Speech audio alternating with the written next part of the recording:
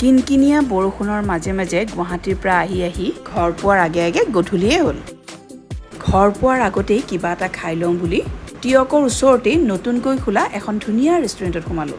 ইমান দূৰ জাৰ্ণি কৰি আহি ভোকো লাগিছিল যথেষ্ট। ইফালে ঘৰত সোমায়েই লগে লগে কিবা এটা বনাবলৈও মন নাযায়। সেয়েহে সময়টো চাই ধোচাৰ অৰ্ডাৰ দিলোঁ। আটাইকেইটাই ধুনীয়াকৈ এটা ধোচা খালোঁ। ধোচাটো কিন্তু সঁচাকৈ বৰ টেষ্টি বনাইছে। এইটো খাই উঠি এতিয়া অন্ততঃ ৰাতি 10টাত ভাত খালেও চিন্তা নাই। ৰেষ্টুৰেণ্টত খাই উঠিয়ে মনত পৰিল যে কালিলৈ ৰাতিপুৱাই ল'ৰাটোৰ স্কুল আছে। তাক টিফিন কি দি পঠিয়াম, গতিকে কাষতে থকা বেকাৰীখনত সোমাই তাৰ টিফিন যোগাৰ কৰি ল'লোঁ।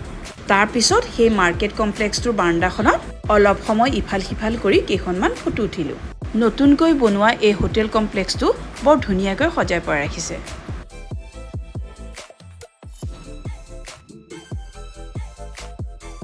তাতেই অলপ সময় ৰৈ বহি দীঘলীয়া জাৰ্ণিটোৰ অলপ ভাগৰ পলোৱালোঁ। আৰু এনেদৰেই তাত অলপ সময় পাৰ কৰি পুনৰ ঘৰলৈ বুলি যাত্ৰা আৰম্ভ কৰি দিলোঁ। আৰু আজিলৈ আপোনালোকৰ পৰাও ইমানতে বিদায় লৈছোঁ। Bye bye.